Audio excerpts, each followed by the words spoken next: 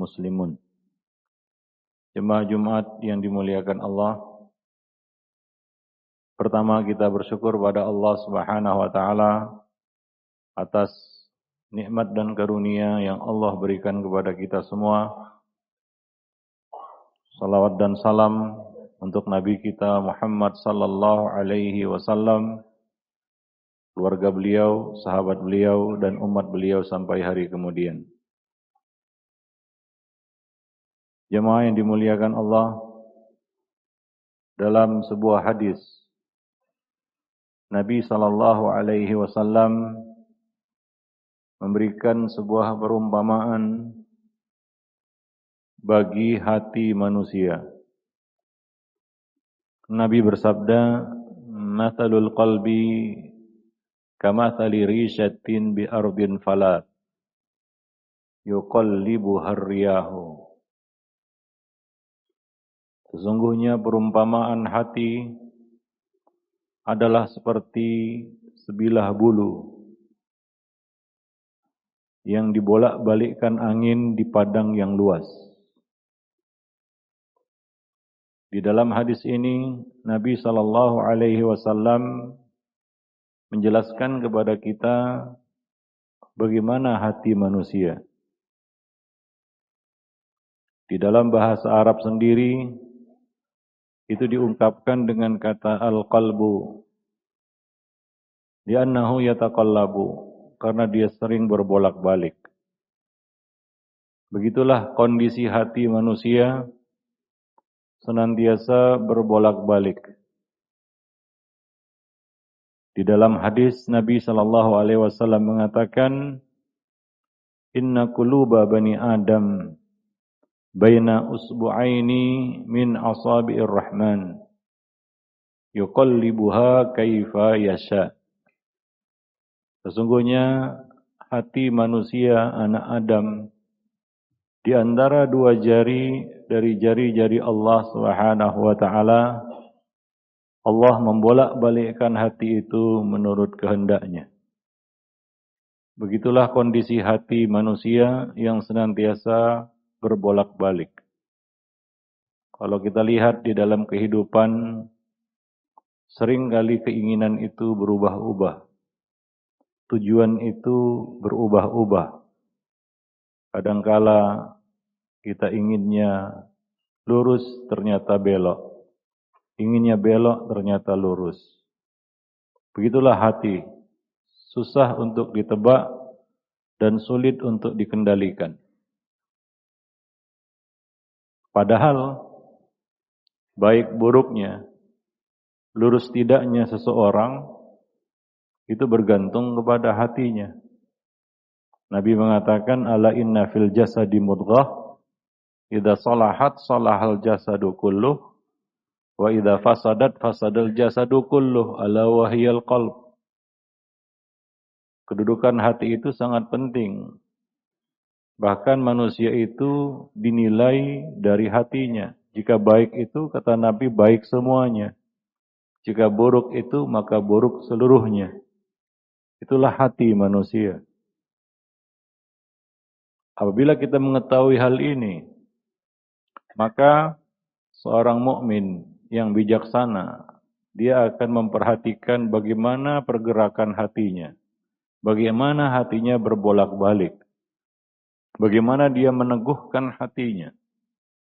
Di dalam sebuah hadis, Nabi sallallahu alaihi wasallam mengajarkan sebuah doa kepada sahabat-sahabat beliau. Dan doa ini juga patut untuk kita amalkan dan kita baca. Nabi berkata, "Ya muqallibal qulub, tsabbit qalbi ala dinik." Wahai zat yang membolak-balikkan hati, yaitu Allah Subhanahu wa taala yang membolak-balikkan hati, teguhkanlah hatiku di atas agamamu. Kita minta kepada Allah keteguhan hati. Karena hanya orang yang membawa hati yang salim, yang selamat di hari yauma la yanfa'u malun wala banun illa man atallaha biqalbin salim. Hari di mana tidak bermanfaat harta dan anak keturunan kecuali yang datang kepada Allah dengan membawa hati yang salim, hati yang selamat, hati yang teguh. Kita minta itu kepada Allah Subhanahu wa taala di dunia dan juga nantinya di akhirat.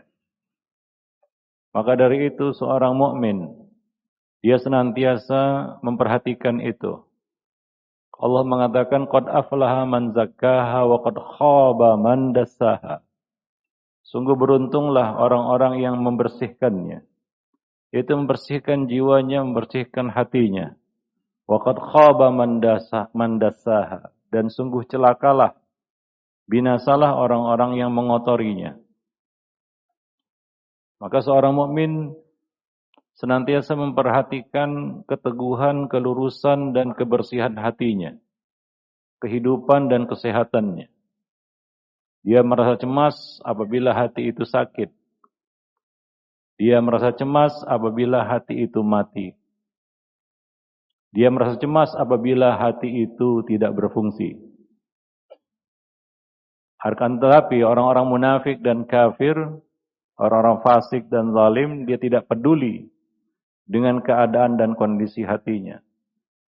Bahkan hati yang sekarat pun mereka tidak peduli. Bahkan hatinya mati sekalipun mereka tidak peduli.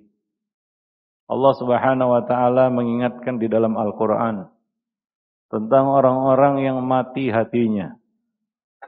Fa innaha la ta'mal absar walakin ta'mal qulubul lati fis sudur.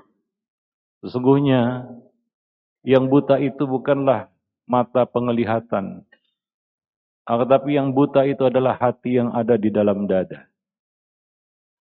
Hukuman terberat yang Allah berikan kepada seseorang di dunia ini adalah Allah matikan hatinya. Itulah hukuman terberat. Allah tidak membutakan mata orang itu hingga dia menjadi orang yang buta. Tapi Allah matikan hatinya hingga dia tidak bisa memahami. Tidak bisa memahami dan tidak bisa belajar, mengambil ibrah dan pelajaran dari apa yang Allah Subhanahu wa taala berikan kepadanya. Ini adalah orang yang paling celaka. Kalau kita lihat orang-orang yang Allah matikan hatinya, sementara ayat-ayat Allah tunjukkan kepadanya, seperti Fir'aun,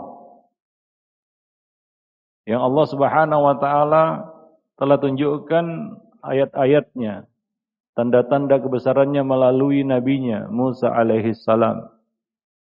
Tapi Fir'aun tetap tidak beriman kepada Allah. Bahkan dia menantang Allah dengan mengatakan, Ana rabbukumul a'la. Aku adalah Tuhanmu yang paling tinggi. Apa yang terjadi? Allah Subhanahu wa taala hukum hatinya. Dia tidak beriman sampai akhirnya dia melihat kematian ada di depan matanya. Saat itulah dia mau beriman, namun sudah terlambat. Yang muncul hanyalah penyesalan. Pada saat di mana dia tahu apa yang seharusnya dia lakukan, apa yang seharusnya dia pilih dalam hidup. Tapi ternyata sudah terlambat. Ini adalah penyesalan yang tiada tara. Dia tidak beriman sampai akhirnya waktu itu sudah berakhir. Ini merupakan satu hukuman yang berat. Dan coba lihat orang-orang yang mengotori hatinya dengan noda-noda dosa. Yang Allah katakan di dalam Al-Quran, Kalla bal rana ala qulubihim ma kanu yaksibun.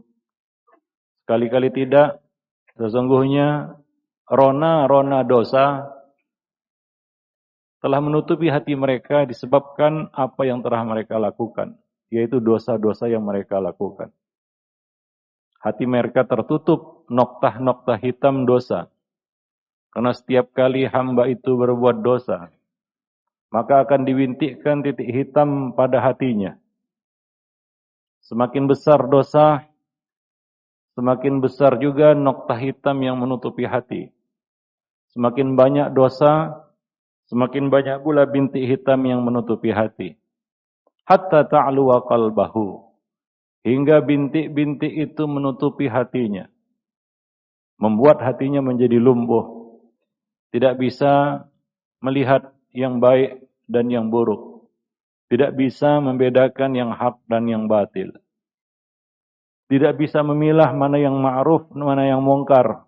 Dan tidak mengerti mana maslahat dan mana mudarat, mafsadat. Inilah hati yang mati. Qalbun mayyit. Yang tidak bisa lagi memahami. Yang Allah katakan sawa'un alaihim. Andartahum am lam tundirhum la yu'minun. Sama saja diberi peringatan maupun tidak, mereka tidak beriman kepada Allah Subhanahu wa taala. Para pelaku dosa ini, orang-orang zalim, fasik, munafik, kafir, Allah hukum dengan mematikan hatinya. Sehingga dia tidak bisa melihat hidayah dan tidak bisa menerima hidayah dari Allah Subhanahu wa taala. Mudah bagi Allah untuk memberikan hukuman fisik kepada Fir'aun, Qarun, Namrud, dan orang-orang zalim lainnya yang ada di muka bumi ini. Yang kita lihat, mungkin kehidupan duniawinya makmur, gembur, subur. Enggak kurang satu apapun. Coba lihat orang-orang zalim di muka bumi ini. Kayaknya dunianya enggak kurang sedikit pun. Bahkan mungkin kita lihat lebih. Apakah mereka lolos dari hukuman Allah? Tidak. Justru mereka sedang menjalani hukuman Allah, yaitu Allah vonis mati hatinya, dia tidak akan bisa menerima hidayah dan kebenaran sampai dia mati. Jangan kira Allah Subhanahu wa taala lalai terhadap apa yang dilakukan oleh orang-orang zalim. Allah Subhanahu wa taala hanya menangguhkan mereka di hari di mana mata-mata saat itu akan terbelalak, yaitu hari kiamat. Maka perhatikanlah kondisi hati kita. Tidak ada manusia yang lepas dari dosa. Hati kita pasti ada bintiknya. Hanya saja, jangan biarkan bintik itu terus bertambah. Hapuslah dia dengan taubat dan banyak-banyak minta ampun, istighfar kepada Allah Subhanahu wa taala. Kembali ke jalan Allah Subhanahu wa taala. Membersihkan hati sejenak kepada Allah Subhanahu wa taala. Walaupun kita tahu bahwa dosa itu pasti ada akibatnya. Bagaimanapun hati itu dibersihkan dengan taubat dan istighfar dan menutupinya dengan amal-amal soleh, sebagaimana Nabi sallallahu alaihi wasallam anjurkan, wa atbi'is sayyi'atal hasanata tamhuha. Iringilah keburukan-keburukan dosa-dosa kamu itu dengan kebaikan-kebaikan, niscaya akan menghapusnya. Meskipun sudah terhapus dari hati bintik itu, tapi akan tetap menyisakan buram. Itulah buram dosa. Maka yang terbaik adalah jagalah diri dari dosa. Kalaupun ada orang yang berpikiran, saya buat dosa nanti saya taubat. Ingat, dosa itu walaupun dihapus akan menyisakan buram pada hati. Fa'tabiru ya ulin nuh.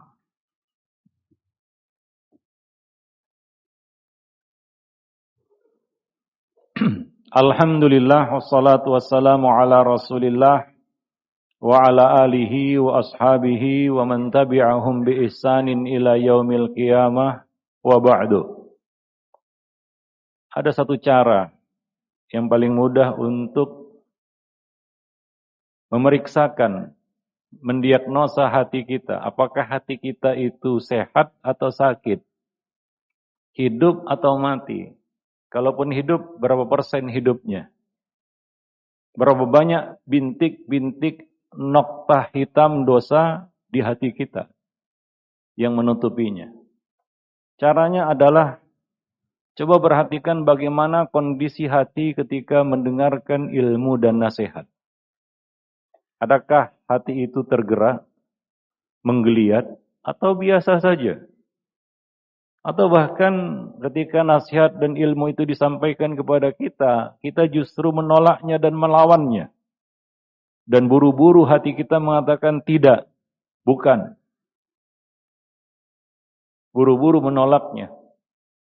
Coba perhatikan bagaimana kondisi hati, respon hati ketika mendapatkan nasihat. Dan seberapa besar kesukaan dan kecintaan hati kepada nasihat. Dari situ kita bisa mengukur bagaimana kehidupan hati kita. Kalaupun hidup, berapa persen kira-kira hidupnya. Ada orang yang begitu alergi mendengarkan nasihat. Selalu suuzon kepada orang-orang yang menyampaikan nasihat kepadanya.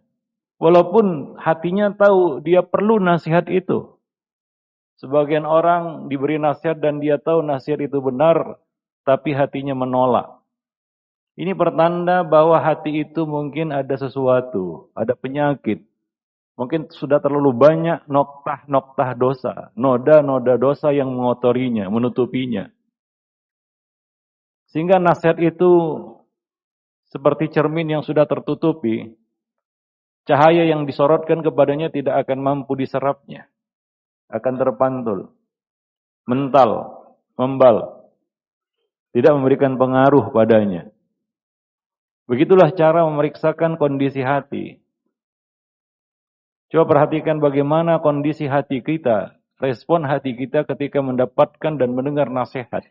Maka dari itu para salaf dahulu, salah satu perkara yang mereka sangat sukai adalah minta nasihat kepada saudaranya. Bahkan ada seorang sahabat yang mengadakan perjalanan berbulan-bulan untuk meminta nasihat dari saudaranya yang berada nun jauh di sana. Dia mengharapkan nasihat yang tulus dari sahabat tersebut, dari sahabatnya itu. Begitulah kecintaan mereka, antusias mereka untuk mendapatkan nasihat. Maka salah satu hak muslim atas muslim lainnya adalah idzastansahu fansahlahu. Jika dia minta nasihat, maka beri nasihat itu kepadanya. Wajib kita berikan nasihat kepada saudara kita yang meminta nasihat kepada kita. Walaupun hanya berkata kepadanya, ittaqillah, bertakwalah kamu kepada Allah. Maka periksakanlah hati kita. Seberapa respon hati kita itu menerima nasihat-nasihat yang ditujukan kepadanya.